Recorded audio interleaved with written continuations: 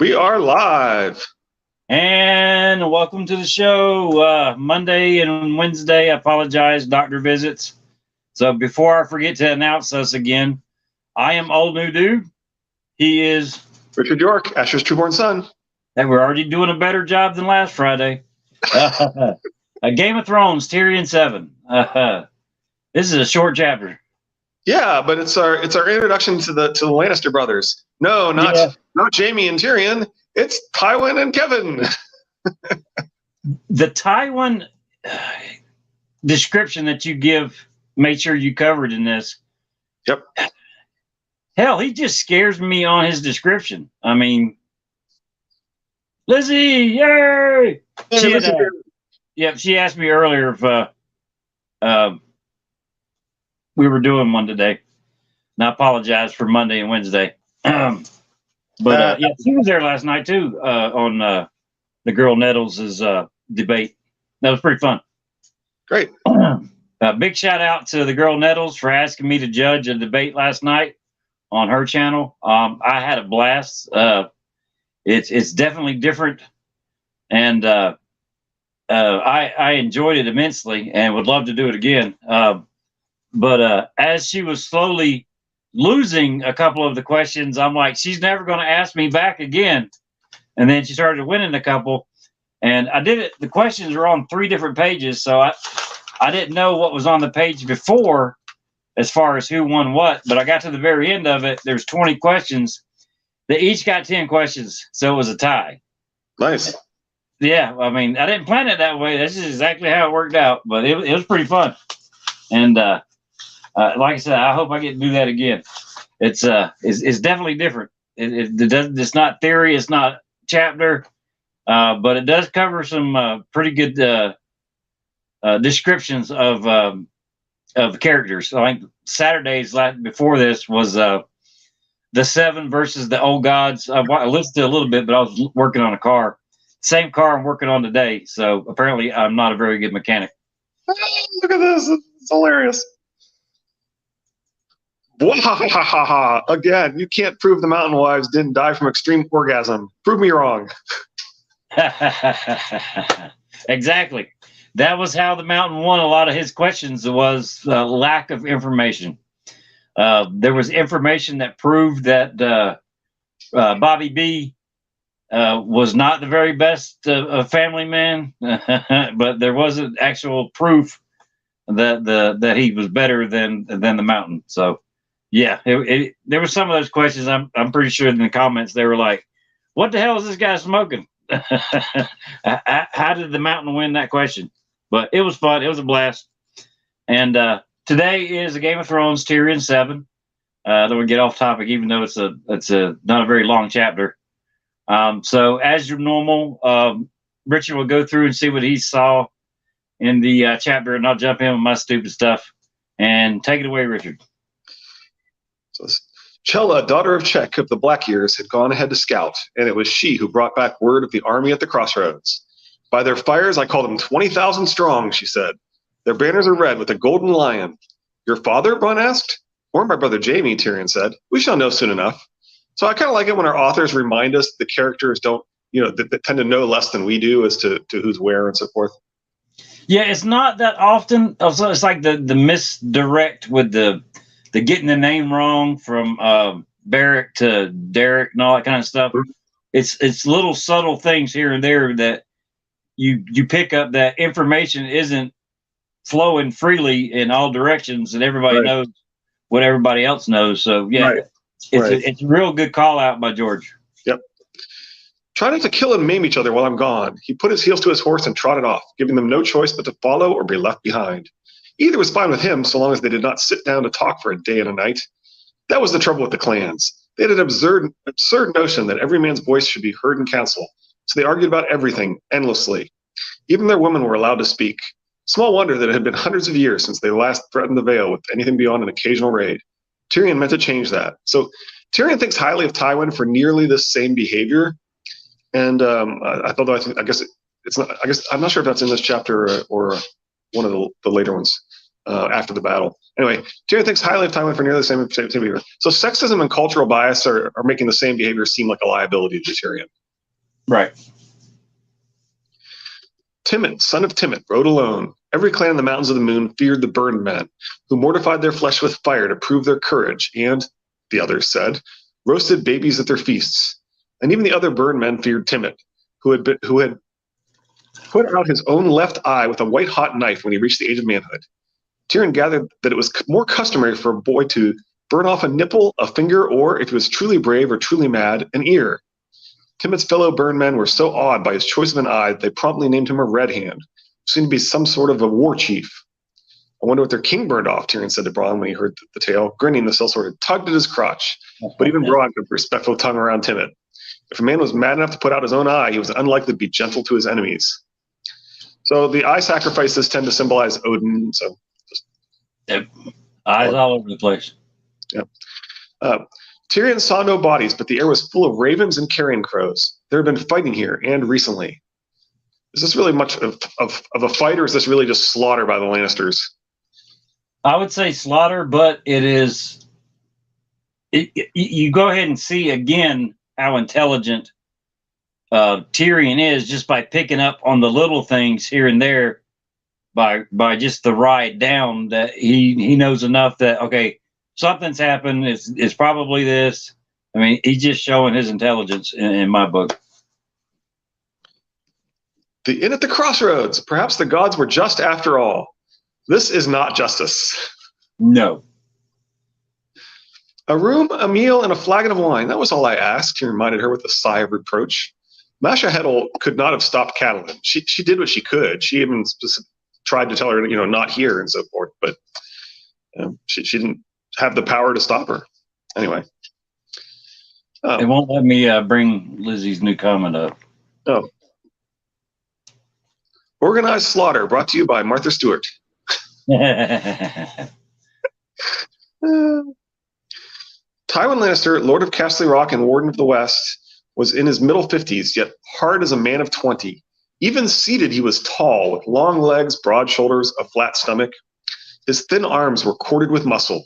When his once thick golden hair began to recede, he commanded his barber to shave his head. Lord Tywin did not believe in half measures. He razored his lip and chin as well, but kept his side whiskers, two great thickets of wiry golden hair that covered most of his cheeks from ear to jaw. His eyes were a pale green flecked with gold. So this is our introduction and physical description for Tywin Lannister. A tall, bald-headed Wolverine. A fool more foolish than most had once jested that even Lord Tywin's shit was flecked with gold. Some said the man was still alive deep in the bowels of Casterly Rock.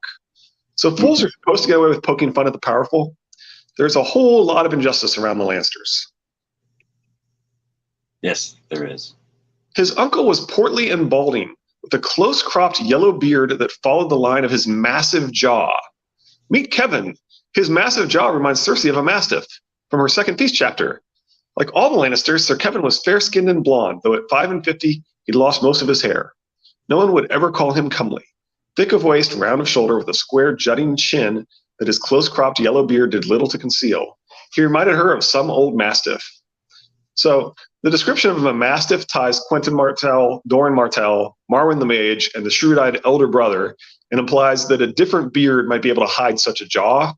For more on this topic, see Triplet Targaryens Episode 6. You've been getting those regularly in here, haven't you? Just about every episode, every chapter. I mean, the real point of Episode 6 is really Arthur, right? But yeah, but it's because there are 3 characters that have that same symbolism, and I thought it was worth highlighting those in that episode. And I know I'm not. You need more of them. How am I supposed to make more of those? I'm glad you appreciated them, Lizzie. Anyway, the point of that specific episode is really Arthur, but secondly, is the elder brother has the same symbolism as does Corn Halfhand, and I still don't really know who Corn Halfhand is. I understand symbolically he represents the White Bull, but I still I don't know. I kind of like. I go back and forth on whether it's Went or Hightower. Yeah, I'm leaning more Hightower, but it all depends to the last person I listened to. Yeah, and there's a actually that YouTube channel that I posted Yeah, I that actually linked to watched it. that. Yeah, that's a pretty good one, looking at specifically at the other way around, right? But Yeah. and I'm wearing the N+A=J shirt primarily because of this part right here. Anyway, Yeah, well, I'm wearing my flannel because it's cold outside, and Yeah. working on that car is not fun. yeah. Your brother Jamie would never have meekly submitted to capture at the hands of a woman. That's one way we differ, Jamie and I. He's taller as well. You may have noticed. His father ignored the sally. The honor of our house was at stake. I had no choice but to ride. No man sheds Lannister blood with impunity. Hear me roar, Tyrion said, grinning. The Lannister words. So Jamie somewhat meekly helps his female captor later, right? Yeah. Sort of submitting to capture by helping Brienne get back in the boat and so forth. Yeah, this is true. Well, anytime Tywin says something like this about Jamie, it tends to be wrong. Like he even the funny thing is he even says that Jamie would never have taken off his helm in battle, and we're going to see Jamie here very soon in this book in battle. He doesn't wear a helm. Yeah, so definitely. Anyway, I think that's more that Tywin has this image of the perfect Jamie that he wants as his son. Yeah, but every Jamie time doesn't even measure up to it. But it is pretty funny that it's so idealized that every time it comes up as something we see directly contradicted in the books, right? Yeah. Every time he's like Jamie wouldn't do that, Jamie does that. Jamie wouldn't do that, Jamie does that. You know, it's like it's consistent and it's kind of funny. Okay. By the way, Lizzie said, "Please, sir, I want some more." I might do. I was thinking in my next video I might do a rundown of like all of our crazy theories, and as I said, sort of a very abbreviated version of LML's iceberg thing. Yes, Tywin is definitely in denial when it comes to Jamie, Lizzie points out. Yeah, definitely. How is your war going? His uncle answered. Well enough for the nonce. Sir Edmure had scattered small troops of men along his borders to stop our raiding, and your lord father and I were able to destroy most of them piecemeal before they could regroup. Your brother has been covering himself with glory, his father said. He smashed the Lords Vance and Piper at the Golden Tooth and met the massed power of the Tullys under the walls of River Run. The Lords of the Trident have been put to rout. Sir Edmure Tully was taken captive with many of his knights and bannermen.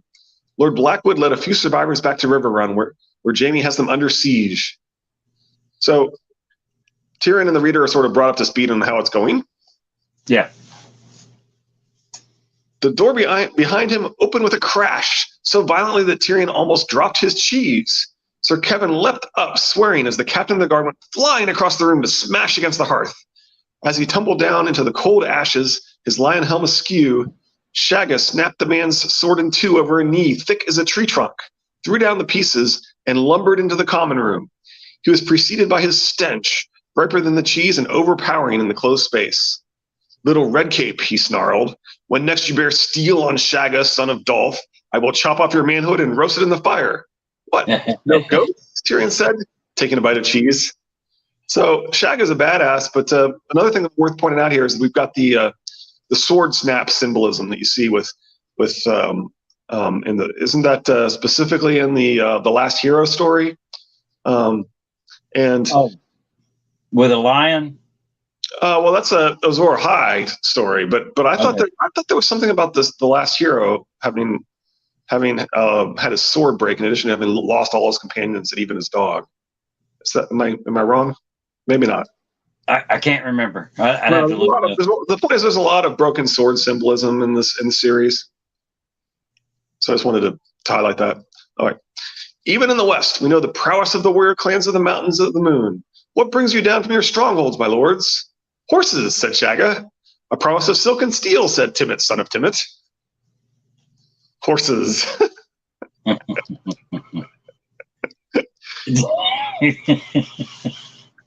Lord Tywin Lannister did not smile.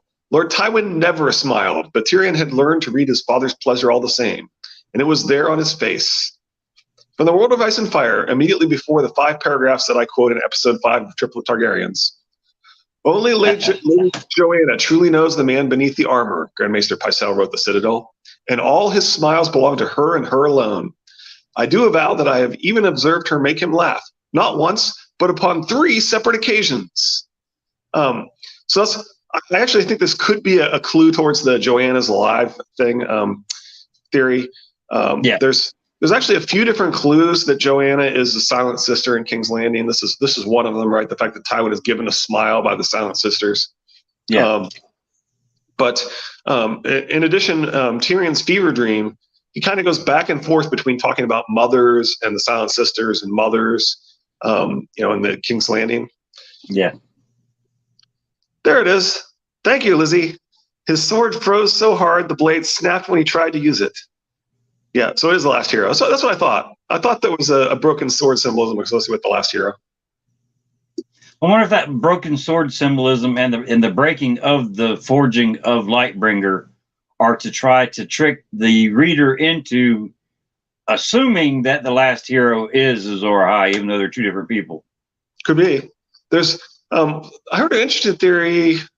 Can't remember where. Might have been History of Westeros, but anyway, the ice being split in 2 might actually stay that way, and it might be that Bran and Sansa each have a sworn sword with wielding half of ice, basically. I didn't even think about that. That's freaking awesome. Yeah. Ride with me against my enemies, and you shall have all my son promised you and more, Lord Tywin told them. Would you pay us with our own coin? Ulf, son of Omar, said. Why should we need the father's promise when we have the son's? I said nothing of need, Lord Tywin replied.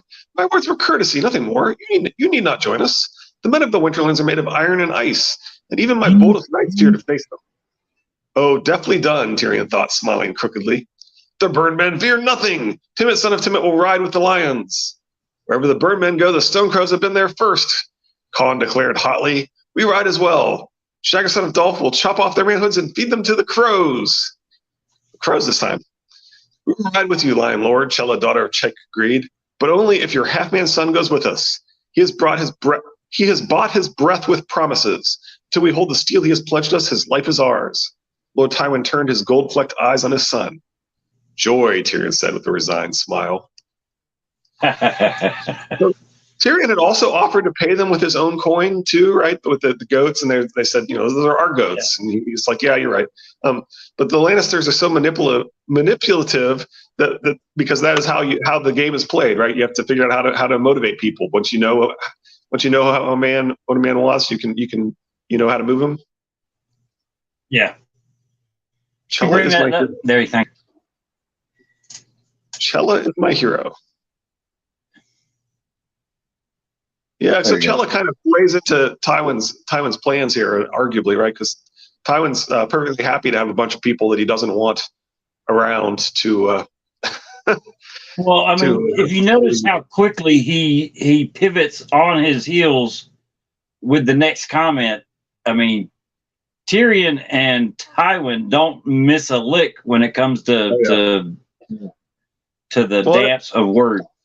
And it's pointed out in this chapter that the way he just immediately is like, oh yeah, we know the clans, it's like he's like completely he's just unflappable, basically, right? He's just right. This is about as disruptive as you can imagine. Well, Timett comes. Was it Timett or Shagga? That Shagga that throws the guard to the ground and snaps the sword. Yep, that's Shagga. He comes bursting through the door. It startles Tyrion, but we don't see any of that startle. We see it in Sir Kevin. We see it in Tyrion, but we do not see it in Tywin. Tywin never loses to raise an eyebrow. Nope, he's just unflappable. Yep. Definitely a hard man. Which makes me feel sorry for the kids even more that had to grow up with that man as father. But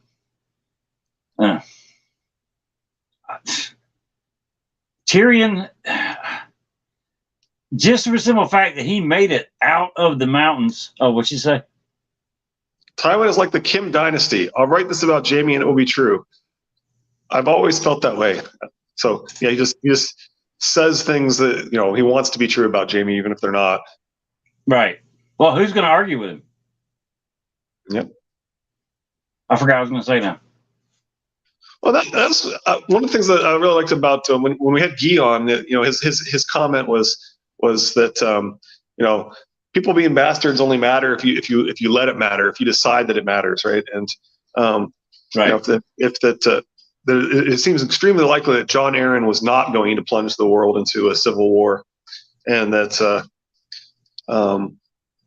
anyway, the point being that no matter what your interpretation is of Rhaenyra's kids, for example, it shouldn't matter if people don't want to plunge the nation into civil war, but the Hightowers do want to plunge the nation into civil war. They think they have the edge. It's a fun little chapter, especially on the world building and letting us know what's going on and everything. Well, it's got some good comedy in it too. Yeah. Well, I'm still shocked. This is what I forgot that I was going to say earlier, that Tyrion actually made it out of the mountains with all these people together, and it's through his sheer force of will that he kept this band of people that can't stand each other without them killing each other to get him all the way back to his dad. Blood doesn't matter. Only names matter. Oh, only names, actually. Targaryen triplets. You just made his day.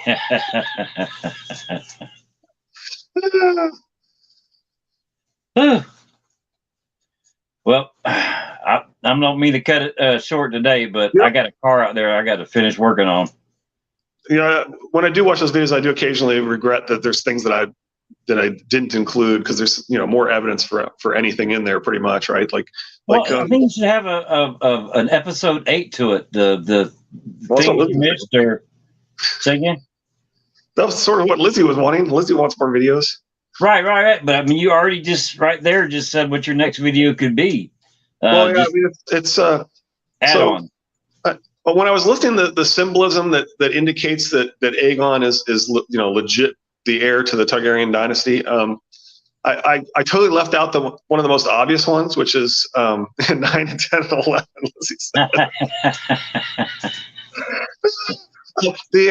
I left out the young dragon, right? I mean, he gives the exact same speech that the young dragon gives in the history about how I'm the only dragon you need, right?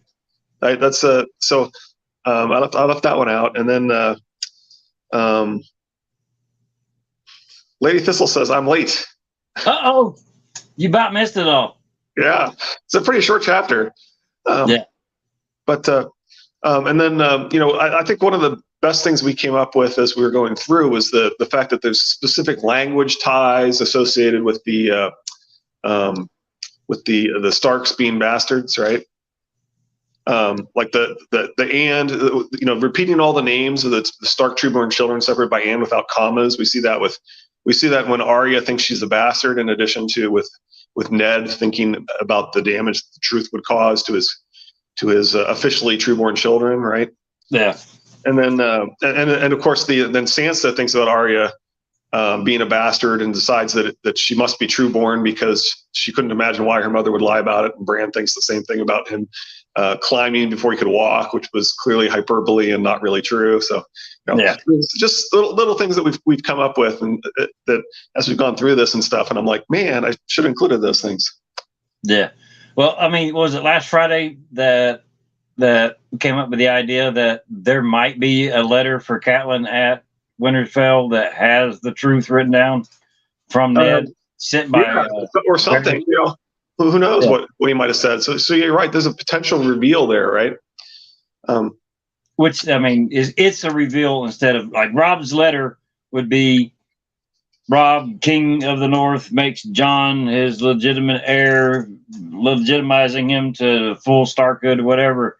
That is one thing. The letter for Cat, in Ned's words, explaining exactly who Jon is and what her children was, is a complete game changer in the North. That would be an interesting reveal. And some of the surviving evidence of the Eleanor Talbot, the secret bastards of the Yorks, is that Henry had sent messages saying that, don't worry, I destroyed the evidence of the contract and the marriage contract and the dowry payment and stuff like that, right? So there's communications that survived and them saying that they destroyed the evidence.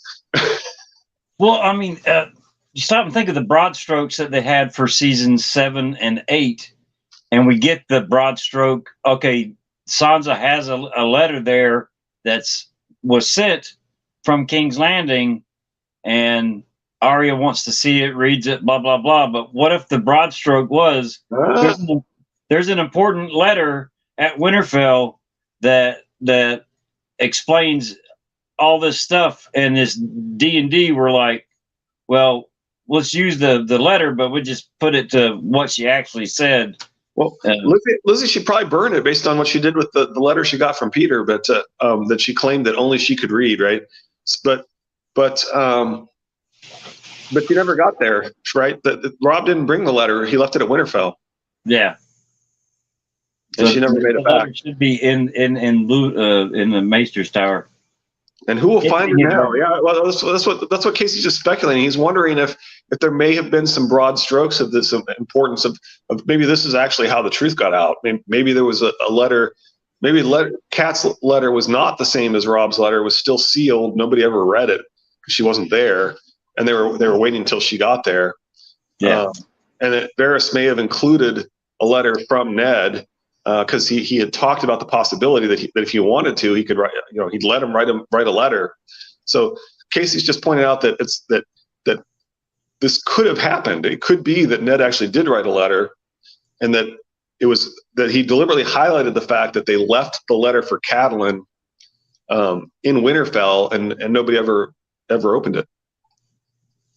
So who will find it now would be maybe eventually. I don't know. That's a good point though. That arguably the Boltons would have it, and it would potentially be, that they may not have, they may have burned it. It'd be interesting to have it survive. I'm not sure how that would work. Right. Well, that would make Jon a bigger threat to the Boltons than they originally had thought to begin with if they opened the letter. Right. Which we don't think is the Boltons that sent the pink letter. So. Yeah.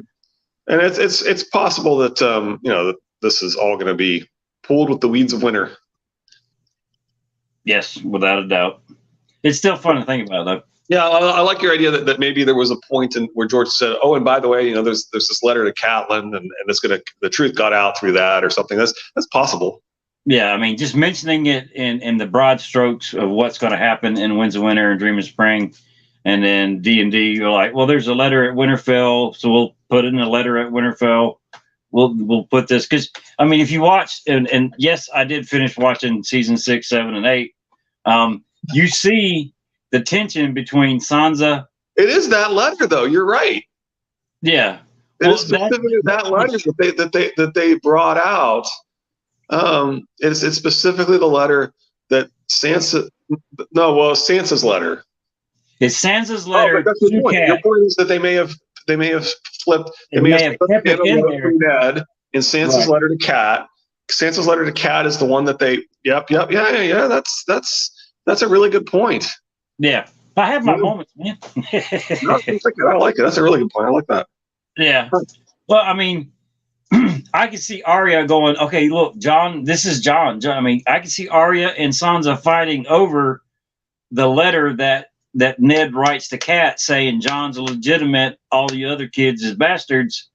And Arya would be like, we have to tell people. And Sansa would be like, no, we can't tell nobody. Yeah. I can see Sansa wanting to burn the letter like Cat burnt the mysterious secret language letter. Right. That would have been death if anybody had seen it. Right. Well, I think, I mean, just like that letter by Order of the Green Hand is supposedly has the truth about Jon in it. Yeah. I say this second letter has the truth about Jon in it, and you got Cat burning one letter, and you're going to have Sansa wanting to burn the second letter. Yeah, that makes sense. Yeah, I mean, I have my moments. I mean, I like it. I do too. And maybe that's exactly what it is. Is that they specifically had set it aside in some sort of safe place for Catelyn, and that it survived the fire. I don't know what their safe stash of a letter for Catelyn would be, but yeah, you could see, and that's sort of what what it winds up being is there was like an archive of old letters that was still in Winterfell, right? Isn't that what happened in the show? Yeah, the maester that took over at Winterfell. If I'm not mistaken, one moment he says that Maester Lewin's articles or his storage was impeccable, and then the next minute he says that it was kind of all over the place. So it took me a little while to find this. But I mean, hell, it could even be in Maester Lewin's robes in the sleeve. You never know. The dead body that's sitting in the Godswood. So I mean, I just in my back of my mind, I'm like, well, I try to look at it like I would a TV show and try to see where they're going. Yeah, it's kind of like with the ice dragon, right? I mean, it feels like, yeah. Lizzie says maybe it was kept elsewhere. That's what I'm thinking. It really does make sense that. I agree. Unlikely, I know, but what if? Yeah, exactly. What if? Yeah. So yeah, that actually does kind of make sense. I kind of like that. Anyway, interesting stuff. Yeah, we have our moments on this channel. Well, that's part of the ice dragon thing. The fact that there's all these different clues that sort of point at a hidden ice dragon at the wall, right? And what did they show? They showed a big ice dragon taking down the wall, right? Now, what was it? If there's still a Twitter out there right now, somebody the other day was asking, why do the tunnels at the wall bend?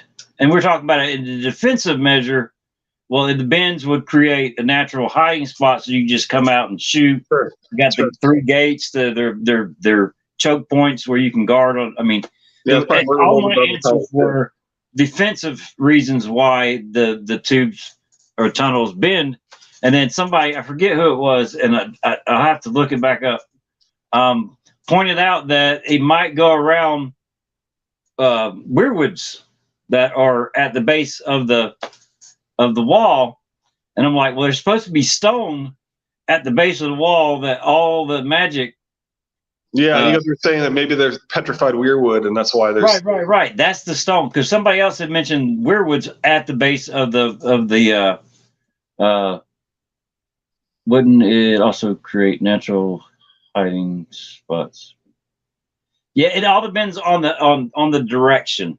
It's like a spiral staircase in the holdfast. That they're made to go a certain way to where it helps the person coming from the top, give them all the room that they can swing their right hand. Right. If you're coming from the bottom, your right hand is close to the wall, so you can't swing. You can't swing as far. People coming down. The tunnel, if it bends twice or 3 times, generally it'll give 2 good spots for the good guys, and only 1 good spot for the bad guy. But you still got the 3 gates, and I'm assuming the 3 gates coincide where the bends are to create. You got murder holes and all that kind of stuff. Right. But you're right, Lady Thistle. There will be at least one bend in there that helps the wildlings or. Thanks for explaining. Oh, no problem. Yeah, on my phone, I got this little teeny tiny corner over here that shows me everything, so I got to kind of use the bifocals to read stuff. Sorry about that. But yeah, I forget who it was, but the weirwoods and petrified at the bottom, and that's the magic that's powering the wall, and that's what Melisandre's feeling up there is all those weirwoods that are along that entire base of the wall, and then you got the frozen dragon, ice dragon images and everything. I mean, yep. I cannot wait. I know there's rumors that they might break the Winds of Winter in half and do 2 books. Go ahead, break it in half right now. Just give me the half that I can get, so I have something to do to answer some of these damn questions. Yeah. Give me that half right now. I wish. He's not going to do that. What's going to happen is it may wind up being published as a 2-volume set. The Winds of Winter Volume 1 and Winds of Winter Volume 2 is sold as a set, but it's not going to be. He's basically said that if it's 2 books, it's only from a binding perspective, not from an actual right. He wants it all as 1 book. He never listens to me, I swear. All right. Well, should we wrap up? Yeah, let's just wrap it up. It's Friday. I know we only did one this week. I do apologize. I have no plans for next week, as far as I know, except if I don't get this car fixed. We were planning on going to trade the car tomorrow, and come to find out the water pump is out in it. So I got to replace the water pump before we can go trade it. I would think we would skip Black Friday, but I don't know about Monday and Wednesday. Thanks for all the moments. Oh, no problem. We appreciate it. We appreciate y'all watching and listening and talking. I mean, it's a hoot. We went 65 videos without anybody talking. We've had one or two here or there, but yeah. The balance car was really good about popping in. But I do appreciate it. Richard appreciates it. Absolutely. As always, on a Friday episode, the weekend's coming. Please have fun. Stay safe. We want to make sure you're here come Monday. Take care of yours. I'll take care of mine. There's still stuff out there to put you in the hospital. I don't know who the next chapter is. I don't have my book in front of me. Do you know, Richard? Sansa, I believe. Okay. It might even be the one that that was recently heavily discussed on Twitter. I don't know if I caught that on Twitter. Oh, there were people talking about how. Oh wait, yeah, I know which one you're talking about. Yeah, okay. It might be the one with the you have to defend this passage from Sansa or whatever. It's like yeah. I saw the screenshot of it. Yeah. Okay, that's it. That was Tyrion 7, Game of Thrones, Lady Thistle, Lizzie, everybody out there. We appreciate it, and we will see y'all Monday. I don't blame you, Lizzie. We will see all y'all come Monday. Have a good weekend. Thanks again. Bye.